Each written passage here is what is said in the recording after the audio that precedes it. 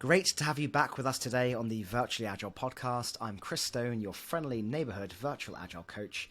Today I have the pleasure of welcoming someone who helps Agile leaders to redesign their organisations and find ways that they can be better together. A breaker of silos, a culture-shifting techie food and wine nerd. Welcome to the show, Sheetal. How are you today? Hi Chris. Lovely to meet you. And yes, I'm fine. Lovely to see you again, even. Good to see you again. Yeah, the third time in about 3 weeks. Because, folks, we've been trying to get Sheetal on the show for a while. We finally made it happen. But what also happens, we had tech issues, we've had pushbacks and all sorts of things like that. But we're here today. That's the important thing. Yes. We're praying with the podcast gods that the tech behaves with us today. So, Sheetal, for those of our listeners who are unfamiliar with you, tell us about you and your journey with Agile. So I guess my journey began a very long time ago. I won't say when, but it started where I engaged in the world of work as a developer. I used to work very long hours, and I used to find myself always quite stressed and always feeling out of my depth when it came to, delivering work. And I didn't quite understand nor get my head around the fact that things took so long in the work world, whereas I was also working as a freelancer where I was able to deliver the same kind of things I was doing inside of work, outside of work, but faster. And one of the things I found, and I'm actually quite happy to share this, was there was a big struggle. And that big struggle started when I was working for a retail bank. I won't name any names. I don't want to do that. Again, this was back in the day, so you're talking well over 20 years ago now. And I found myself in a position where, so it's a bit of a hard one, this. I found myself in a position where I was micromanaged. So I was working very closely with the product owner. I was working very closely with the other web developers. And I was working very long hours with this product owner as well. So the two of us would work side by side and get things delivered. And when I did that, I was told that I was working inefficiently and I was actually not capable of doing this role. When actually, I was delivering far more. I don't understand. Far more in comparison to other of my colleagues. So to put it in a nutshell, I was actually being bullied in the workplace, where everything I did was not correct, and I was being reprimanded for something as small as not putting a full stop on a page, like copy errors, which I'm sure many of us actually have made. So anyway, that led me down a bit of a spiral where I didn't know if I was in the right place, I didn't know if I was doing the right things, but then I was determined to kind of keep going. And then I found myself working in London. And there the world was very, very different. It's fast-paced, it was on point, but it was also very, very long hours, which then led to burnout. So there was another experience. I soon left that job in London and decided that I'll work for a smaller business and a smaller company. And that's where I discovered Agile. And while I was there, this was Kanban. This is where I discovered Kanban. So it was the freedom to pick a ticket off the wall, work on it, and have nobody disturb you around it, but also collaborate at the same time. So explain what you're doing, but it's not part of being micromanaged. It's something very different in that it's just saying and demonstrating the progress. So that was a real game changer for me. And I really, really enjoyed that job. However, soon after, it was obviously, as a contractor, it was time to leave. So I left that role and I got headhunted to a job in France. There, they were trying to adopt Scrum. Now, at this point, I'd heard of Agile, I'd run Kanban, so I was fairly familiar with it, but I wasn't that familiar with it. And so I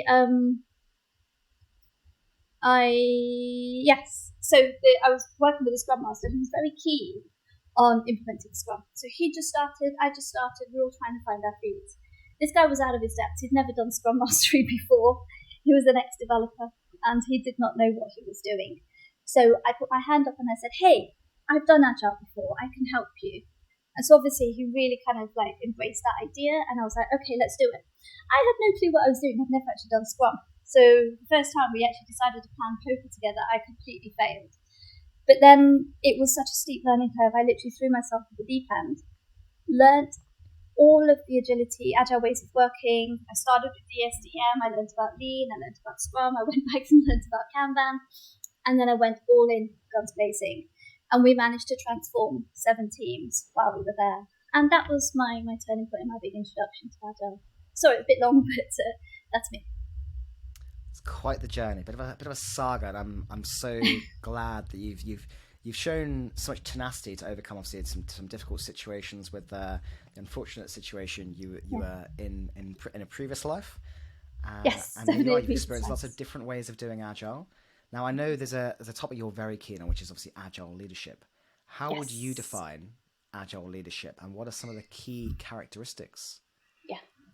So Agile leadership, I think the reason why I'm in this space as well in particular is because I really believe that when you're leading, you need to lead your people. You need to be the best person you can be to show people how to actually get by their work, day-to-day work. But from a point of view where a leader shares their vision, the leader shares what they're looking for, they also become and share the values that they seek in an organization. They are representations of the values in an organization.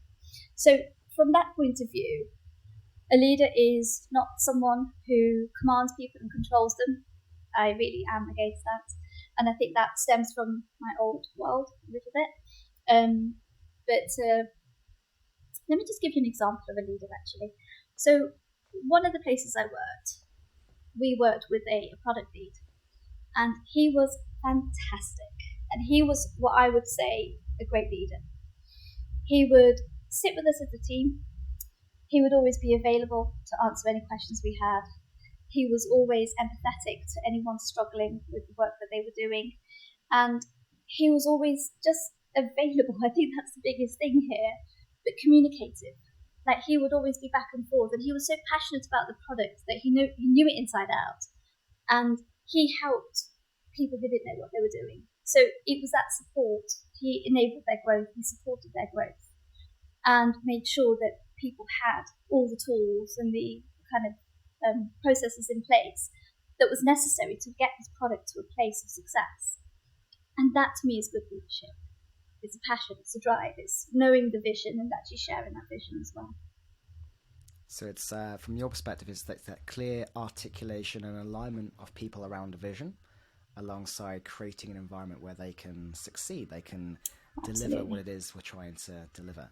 Yes. There's a favourite quote of mine by Admiral Grace Hopper, and she says, "We lead people, we manage resources, we manage things." Exactly. Okay? And that's what I always come to whenever I hear people, and consultancies in particular are very guilty of this. When I hear them describing people as resources, or, hey, we need to get another resource off the bench, or, we could deliver this if we had more resources. I'm always like, well, what do you mean there? Do you need pens, paper, desk chairs, inanimate objects, things that are disposable, things that you can throw away? Or do you need some additional capabilities, some additional skills? You need some more people to help you out. And it's a really easy flow diagram, isn't it? Do you mean people? If yes, say people. Do you mean things? Yes, Absolutely. say things. Say the things you need. Definitely. Totally in agreement with that.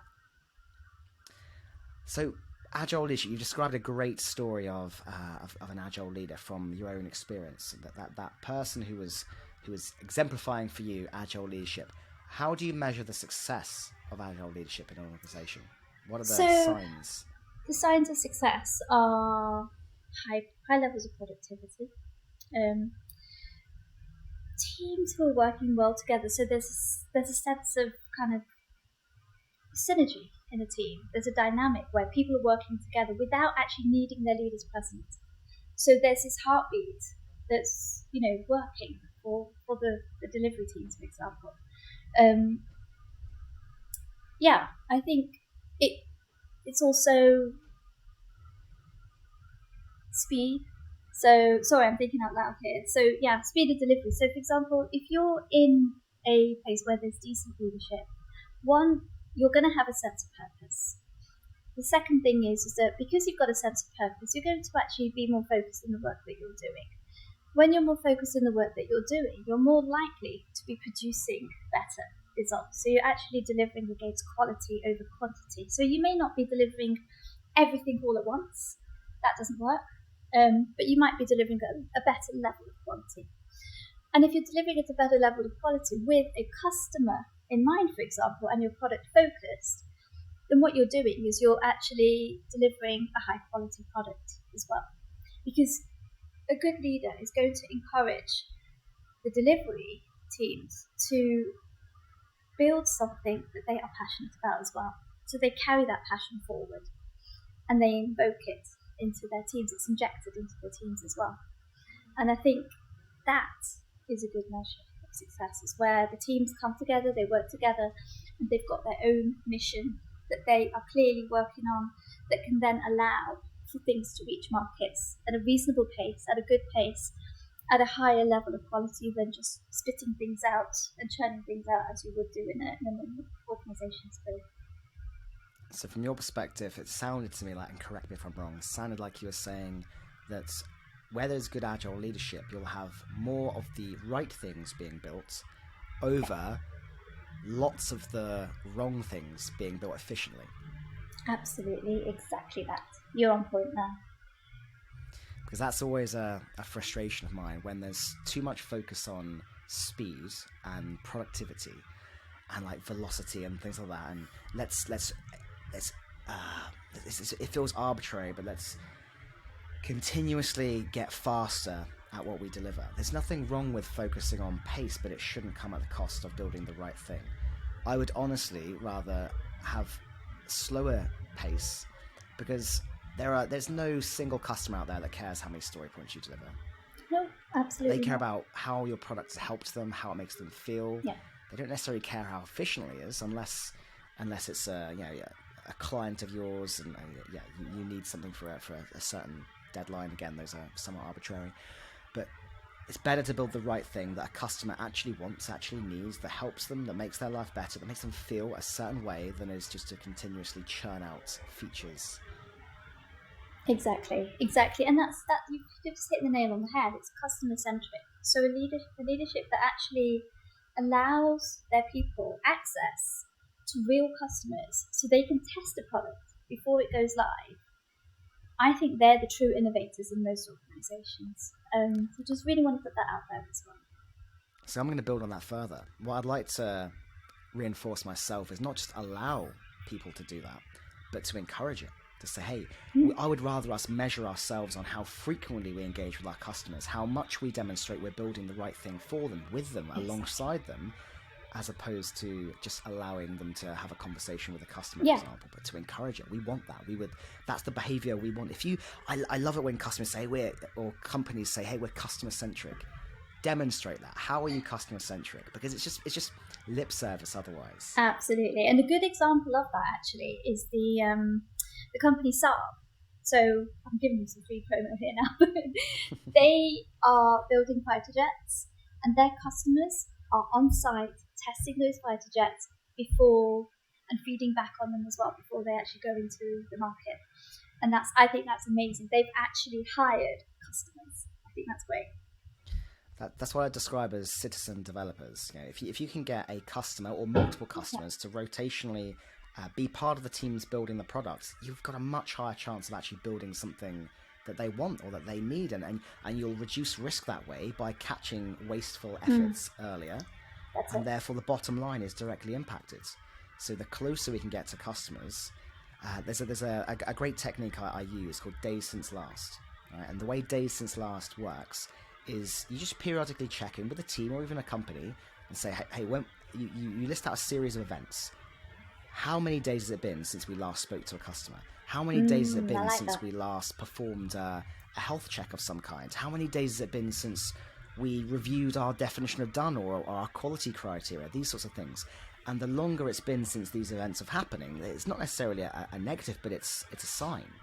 It's a bit of a leading indicator, because just like if you don't go to the dentist for a long time, it doesn't necessarily mean you've got a problem, but you've got a higher chance of having a problem if you've not been for a long time, because you won't have had the hygiene checks, and you won't have caught problems early before they become bigger problems. Absolutely spot on, man. Yeah, totally agree with you. Yeah, it's time for a game, Sheetal. Okay. Give it a go. Let me know how it works. Yes, I will. Yeah, absolutely. You've just given me a really good idea, and I'm going to take that away and I'm going to try it. Nice. Right, it's time for a game. Agile Leadership Bingo. Okay? Love that. So what I'm going to do, in the same way that bingo typically works, obviously bingo, you'll call out numbers, and if you've got that number, you'll make a mark on your little scorecard and say, I've got it. I'm going to call out some common challenges relating to agile leadership, almost like impediments. And I'd like you to share if you've experienced that, and also any ways that you can circumvent that particular problem. Okay, sure. All right. So number 1, unrealistic expectations about agile. Okay, so agile, I think there's a common word. They think it's a silver bullet. It's not. Yeah. So at the end of the day, agile is a framework and a series of guidelines that you can follow to help deliver a product or a service. It's not going to increase your profits overnight. It's not going to increase your productivity overnight. And it's certainly not going to get your team working in a decent heartbeat and a cadence overnight. All of this takes work. And it's all about picking, 1, the right framework, and 2, making sure that you've got all your ducks in a row, at least some of your ducks in a row, and with some kind of vision and sort of a series of kind of ideas that you want to then put forward. Not only that, Agile works well when you've got decent processes in place. Agile works well if you've got the right mindsets in the group, of the team. Agile works well when you've got your product owner by your side. And Agile works really well if you've got the leadership on board. Without all these outside interconnecting needs, it's not going to give you the results you're looking for. I hope I painted a wrong picture. It's a very common one. So the expectation that Agile will solve all our problems. It's that silver bullet, as you say, that panacea. I'm going to inject Agile into my company, and suddenly we're a beautiful agile butterfly and we're done. It doesn't work that way. The way I describe Agile is it helps bring about a series of feedback loops, ideally shorter, that enable you to learn how things are going, and using that data, you can adjust your approach, you can pivot, you can alter your trajectory and give yourself a better chance of succeeding. So, in fact, what may happen when you start behaving in an agile way, when you start implementing certain ways of working, you'll actually probably start spotting problems far quicker. And that's a good thing, because you can catch them early, you can avoid them becoming too big an issue. So, it's a really common one. And it requires a bit of a realignment of expectations with those that you're working with. And one of the best ways of doing that is just letting people know, hey, it's an experiment. We're trying something. We're seeing how it goes. We're going to learn from it. We're going to adjust. It's not this commandment that we're all agile henceforth and it's set in stone, but it's something that we're going to try and see how it works for us and ultimately find our way of doing Absolutely. I was going to say that. I was going to say the same thing. It's not textbook. You can use the textbooks to help create some guide rails, work on it, and then find your way. It's a bit like driving a car. When you first learn how to drive a car, you learn how to, put the car into gear, learn the clutch control, learn your brakes, learn your accelerators, learn how to go into gear. But once you're driving, you start to create your own style, don't you? And then soon enough, you're like Schumacher and you're like speeding down the motorway or whatever, but, you become confident. And that's a little bit like Agile as well. It's like you're first learning. It's like also learning a language, isn't it? So you're not going to be fluent straight away. But as time goes on, you get better. And it gets better with you. Another one I like is a bit of scaffolding. How you're building a house or you're repairing your house and you've got the scaffolding on the outside. And that's a temporary thing. It's a bit of a structure that helps in the short term, but then you can remove that and find what works for you. Exactly. All right, so you've experienced that one. Let's try the next one. Too many priorities. Oh, dear. Too many priorities, one person to do the job, right?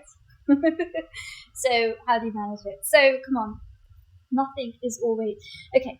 One thing I use is the analogy, it's not necessarily heart surgery. I've actually made the mistake of saying that in the wrong place, but that's another story for another time. But typically what we're working on doesn't necessarily have to be delivered yesterday. Now, everything is going to be a priority. It's just got to put things into perspective. Some things are going to be high priority. You've got to really think about these kind of things. And I really enjoy the cost of delay on that note. And that is, you think about, does it deliver some value? How urgent is it? Is it time sensitive? And there's a third option. What was it? How big was small? I've forgotten how to do cost of delay. Oh my god! Risk reduction and opportunity enablement. Thank you. Yeah, and customer value. So is there an opportunity? So when we get to the market, what impact does it have to the customer? If we slowed down that delivery, what impact would it have? Or if we got it out to market, what the impact is. So it's about kind of really weighing up the impact of what it is you're trying to deliver to really then learn how to prioritize things. And I really enjoy, putting in place different types of prioritization techniques. Another good one's Moscow. It's a simple, easy one to do. So anything are your musts. The only risk around that is that it's not easy to measure the risks around it. So you're not always going to be concentrating on the risks. It's more about, okay, what is the most pressing thing versus what is a nice to have kind of thing. And also, everything often ends up being a must-have because people don't like letting go of things that should be. Maybe it should have, but no. And people don't say no to anything. Saying no isn't a bad thing, folks. Too many priorities is such a common one. Everything's a priority, and therefore nothing is a priority. And nothing gets done. It just causes frustration, it causes low morale, it causes context switching all the time because it's difficult to see which is the clear priority. I'm in favour of fewer priorities than having many. A maximum of kind of 3, I think, is a good one for a set. It depends on your time frame. Another good analogy I often give for having too many priorities, and it's similar to the one that I give when I'm talking about the capacity that a team has to deliver in a time frame. So it relates to velocity as well. I'll often hold up 2 glasses. I'm holding up on the camera for anyone watching on YouTube right now. 2 glasses, and in that glass I will say this is your capacity to deliver in a time frame. So this could be your capacity for all the priorities you've got. And obviously you can make your glass bigger by having more people, but that's, you can't infinitely make your glass bigger. And the top of this is the limit of your capacity. So if you keep pouring more things in, it'll overspill, and that's where you get things like morale issues and burnout and other problems like that. Now, I love using this scenario. I just hand a leader in particular 2 cups, one filled with hot coffee and one that's empty. I say, right, this is what happens if you keep pouring into that. It will spill, and they will always stop before it lands on them because they don't want to burn themselves. But that's what it's about. It's demonstrating that too many priorities are harmful more than helpful. Absolutely, yeah. I mean, there was again, I won't mention any names, but there was a company that I worked with not long ago. They were having a big problem around high turnover. They're like, Sheetal, we don't get this. We're losing so many engineers. We don't understand why. So I said, okay, let me find out what's going on. So I did a few interviews, did a bit of research, and I kind of really dug deep into the ways of working with these teams. Too much coming in. That was it. There was nothing else to it. Just lots of demand. No kind of prioritization techniques around it at all. And no thought coming through as to, what's really, really urgent versus what can we just even throw away.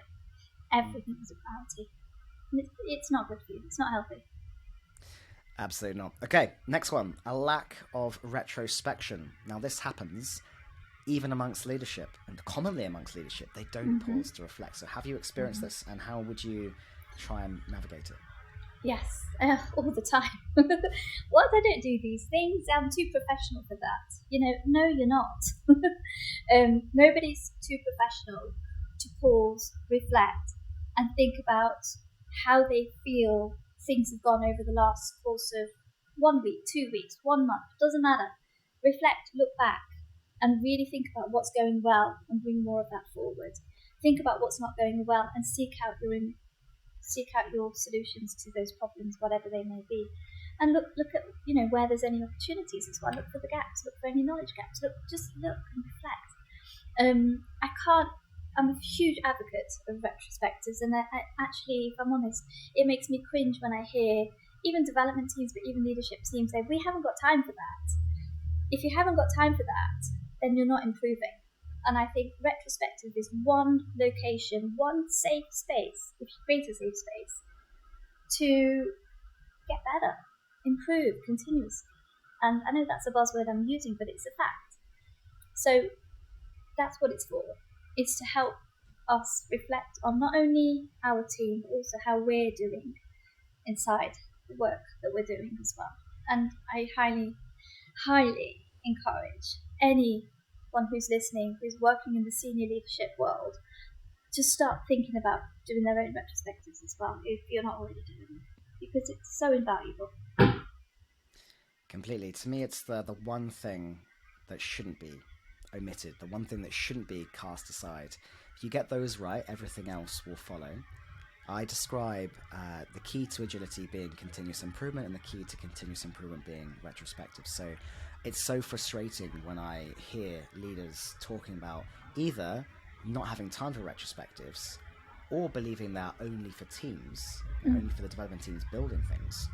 Because as you say, if they're not doing that, they're not pausing to reflect on how things are going, they're not giving themselves the opportunity to identify improvements, and they're making a continuous improvement the responsibility of just those delivering, rather than exemplifying that behaviour themselves, which, as we know, great leadership is exemplifying the behaviours you want other people to exhibit yourself. Yeah. Right, let's cover another one then. Fear of failure. Aha, love one. And that's one of my favourite topics. It's not failure. And if anyone is afraid of failure, then they're afraid of learning.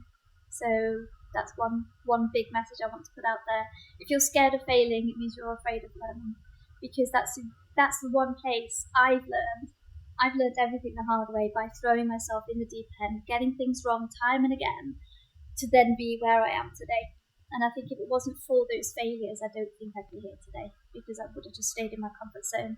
Fear of failure means that you're not afraid. You're afraid of coming out of your comfort zone. Try things, experiment with them, make mistakes, but just don't do it during heart surgery. Is probably what I'll say. For anyone who's a practicing heart surgeon out there, just in case, don't fail. Never. It's not okay. No, I mean, clearly you have to learn, but you've got to be. This is why there's certain guardrails in place to avoid these situations happening in high risk scenarios, right? So, exactly. But interestingly, one of the safest industries there is the aviation industry, which is responsible for a huge amount of people's lives. Yeah. And one of the reasons they are so successful is that they welcome failure. They have very regimented processes to avoid failure happening. They're always seeking opportunities to learn, as opposed to hiding from it and it being a stigmatized thing. Because as soon as we stigmatize failure, people won't open up to their failures. They won't talk about them. And therefore, if we're not talking about our failures or our mistakes, we're probably doomed to repeat them. And then obviously that's going to cause errors and wasteful effort. And again, low morale. And I feel like this is where our schools, and I guess our colleges and maybe universities to some degree, have pretty much let us down from that point of view, because failure's been seen to be a bad thing. Like, for example, you may have failed your GCSEs, that's a terrible thing. However, if you think about it, there's a lot of people out there who may have not got their GCSEs, but they're successful entrepreneurs. They've still gone ahead and made something of themselves. And I think that's probably where the mistake came from, should I say? Did it come from there? I don't know. There's a story I can tell you about exactly that scenario. So, one of my proudest accomplishments, or in fact, one of the pieces of paper I'm most proud of, is not my 2 degrees. I've got a piece of paper from my GCSE year at school showing that I had I failed, basically. I had a U. A U is ungraded for anyone who's not in the UK. A U in a couple of subjects. I had 53% attendance in my final year of school because I didn't really get on with it. And it meant that GCSEs wise, I didn't particularly do very well. It hasn't stopped me being successful. It hasn't stopped me going on to university. It hasn't stopped me going on to be an entrepreneur. It hasn't gone on to stop me from enjoying the work that I do.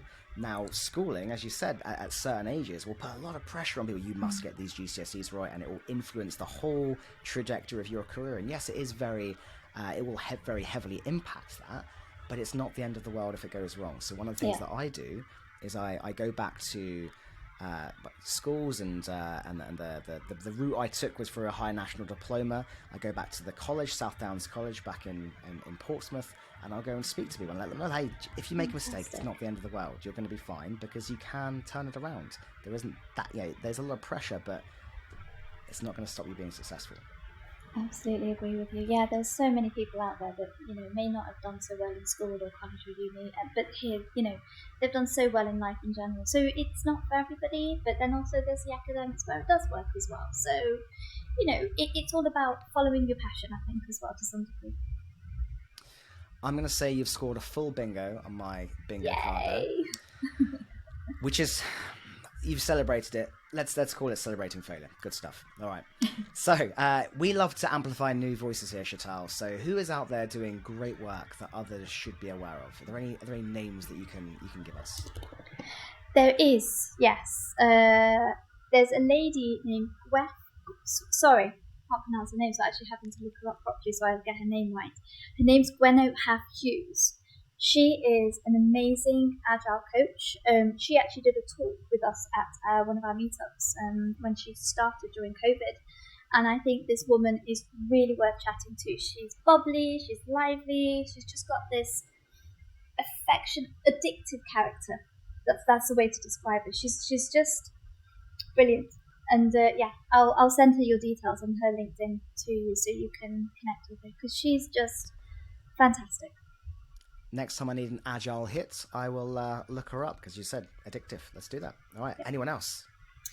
Oh God, I could name loads. Elaine Titanegro. I'm actually working with her. She's not an agile coach. She's actually a head of transformation now, but she really does know her stuff, and I think she'll be fantastic on the podcast. I met Elaine at Lean Agile London about 2 months ago, maybe a month and a half ago. Okay. We've been talking about catching up for a while, and we finally managed to have a little chat, so I will reach out to her as well. Yeah, no, she's brilliant. Right, where can our listeners learn more about you and your work, Sheetal, if they are keen to learn? So I hang out on LinkedIn a fair bit, so you can find me on LinkedIn, that's for sure. I do have my own website. That's sheetalthaker.com. I am starting a new business that's called atiumconsulting.com. So that's coming into play. That's all about agility in the execs world. So it's all about coaching executives on the world of agility. And more than anything, I would really be delighted to invite you all to my meetup group, which is Agile Expertise. It's something that's very close to my heart because it's the place where I'm able to invite wonderful speakers, including Chris, who I'd love to have you back again, by the way, Chris. That's where you can find me. And I'd be delighted to kind of have you join the meetup group because that's where I look to always invite some of the best speakers in town. Amazing. Well, thank you for sharing your wisdom and insights with us on the show today. Before you go, folks, listen up. Fellow Agilists, if you want to stay up to date with the latest episodes, then hit that follow or subscribe button. If you find value in this episode, be a pal and share it with someone else who might enjoy it. And as always, don't stop believing, folks. Thanks again for joining us, Sheetal. Thanks, Chris. Thanks for having me.